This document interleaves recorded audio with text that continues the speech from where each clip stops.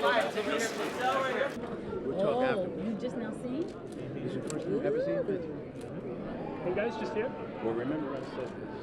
And congratulations on your marriage. Go ahead, say it.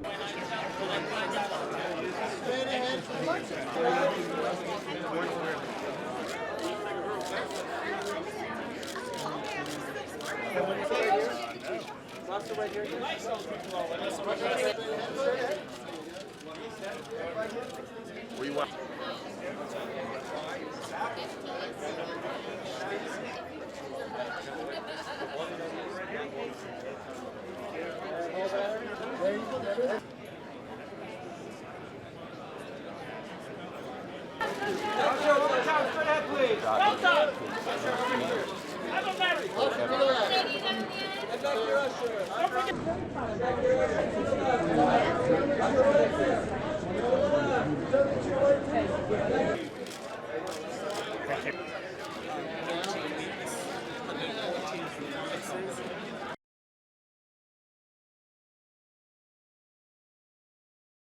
It's a tight band. We know the music. We played it well. The audiences and the Tonys and everybody else told us we played it well in 2010, and there's no reason to change. I'm happy for Mykelti Williamson, he's not coming back because he ain't never left, but I'm happy for Stephen Henderson, who's been chopping wood quietly for years and teaching and just doing theater and knew August better than all of us put together and did more of his play. So, and I'm happy, as the audience will see, and those who have seen it already will see, and those that saw the play will see. It's one of those films where a great actor meets a great performance, and that's Viola Davis, where it's just you'll see. Well, they asked me, and it was a 7-year process. It wasn't something I jumped right at. I realized when I read the screenplay, I hadn't read the play. When I read the play, it said Troy Maxon 53, and I was 55. I was like, "Ooh, I better hurry," because when I saw it in the '80s, I saw it through Corey's eyes because I was a kid. I was younger. I didn't say, "Oh, one day I'll be Troy," because I couldn't think that far. It was 30 years ago. Well, 30 years is here, and I'm Troy. We're bridging the gap. The movie-going audience may have to work. I wouldn't even say they have to work a little harder, but August Wilson's deep. I've had like therapy sessions with people at the end of the movie because they saw their father, whatever your thing is. But ultimately, the film says, hey, there's joy. It says to look up. It says, love is the answer and family is the answer. It's just beautiful. It's a gift that keeps on giving. It's rich material that's open to interpretation, like all the great writers. Tennessee Williams, Arthur Miller, Eugene O'Neill, Edward Albee, August Wilson. Period. Neil Simon.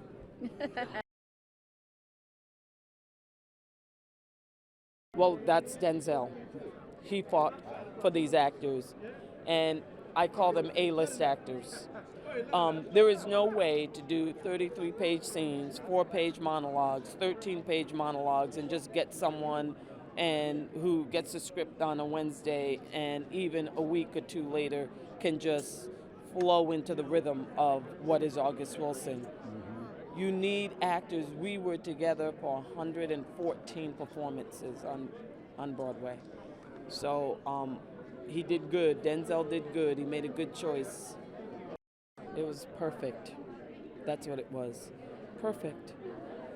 That August had this vision to chronicle every decade of life in the century for African Americans.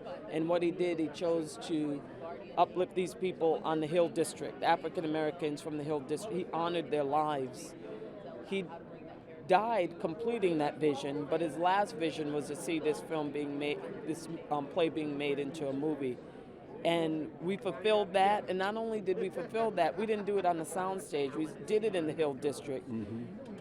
And to make it even better, the people from the Hill District were so protective. They were so generous. And then Denzel being at the helm as actor, director, producer, and to bring the same actors from the Broadway, it's perfect. That's what the experience. You always have to feel it was meant to be, that the right person got it at the right time. The right actors were ready at the right time, and the actors happened to have done the performance for 114 performances. Yeah, I think it's pretty perfect. What I personally love about the story is that it's universal. It's not just about African Americans, it's inclusive. And I love that it honors the ordinary man, the man who otherwise would be invisible. That's what I love.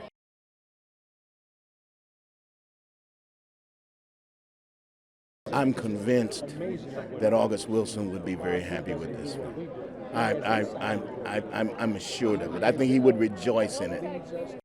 Well, you know, he's so holistic and zen about the way he does all his work. So it was really a seamless kind of a process. You weren't aware of him taking off a cap and putting on a cap. You just knew that you were working with him, and you knew that he was the leader, and he knew what he wanted. And at the center of it all was this great writer.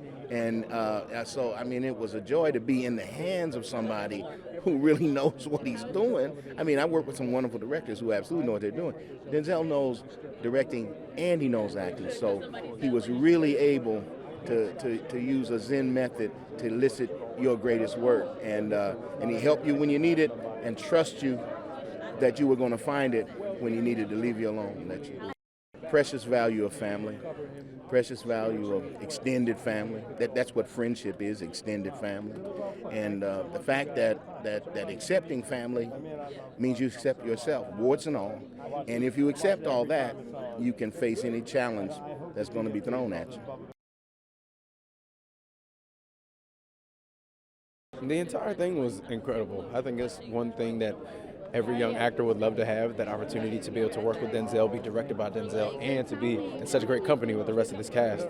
So that 2 months that we were in Pittsburgh was some of the best that I've had just as an actor, being able to sit back and learn from the greats and to apply whatever they're teaching me directly with them in the scene, like within the next 10 minutes after they've taught you this lesson.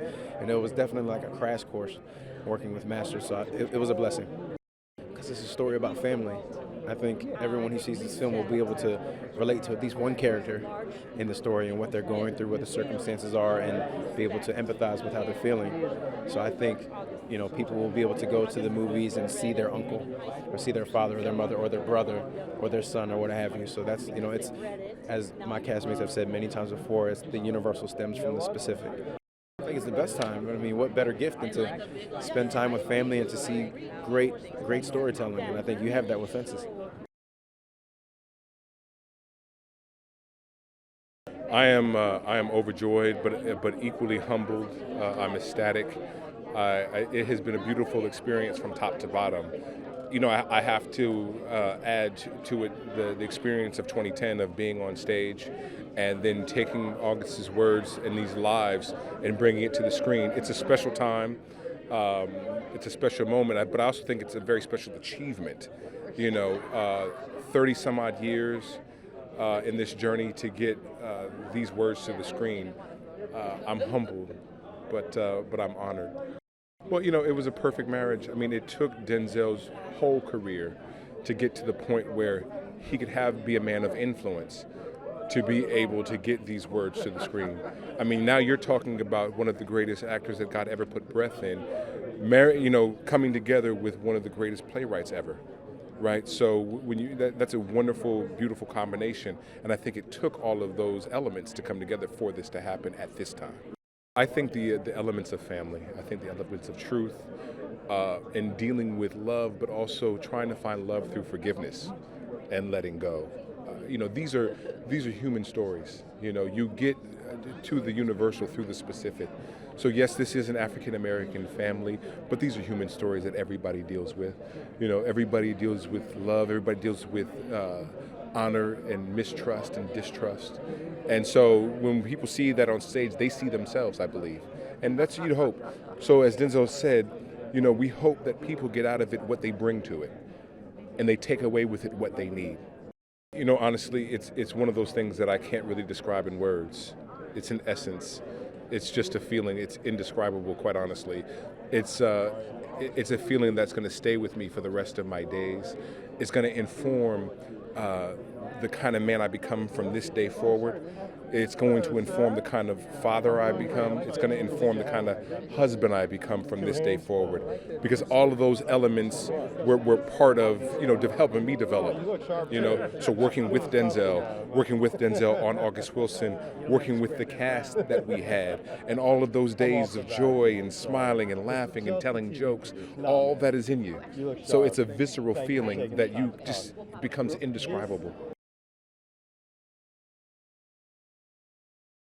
I feel ecstatic. I feel like this is one of the most rewarding time of me being the executor of August Wilson Estate, to see all of these great talents coming together to make this movie happen. I mean, it's not just the actors, which are phenomenal, but all the artists pulled out their A game to work on this film.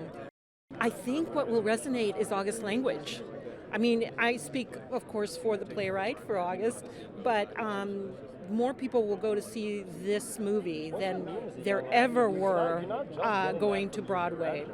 So I hope that they walk away saying, wow, I've never heard dialogue like this before in a film, and that they will want more. Not only that all the right people came together at this time, but I think that it has a lot to say about today. It really does. The kind of contributions that so many young people can make to society, and the kind of the worth of a human life. Because basically, Troy's dream is squelched within his lifetime, and he was capable of so much more. So that's one of the things that I hold on to, is the hope that people will feel the worth of their own lives.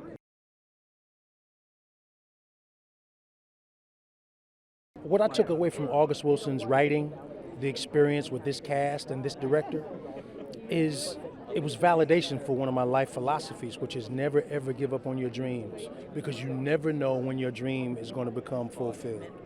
And that's what the Gabriel journey was about, never giving up. At the very end, he tries, and he tries again, and then he gives it all. He asks for help, and he gives it all he's got. And asking for help, that little help, that help was what he needed, and he was able to fulfill his journey. I believe it will resonate well. We've had a couple of screenings here in New York with people who saw us when we were on Broadway, and they thought that the cinema experience was an elevation of what they saw on Broadway, because it was much more focused and they could stay with the journey the entire time. Well, Denzel, Viola, Stephen McKinley Henderson, Russell Hornsby, and myself, Mykelti Williamson, we're the 5 original players from the revival on Broadway.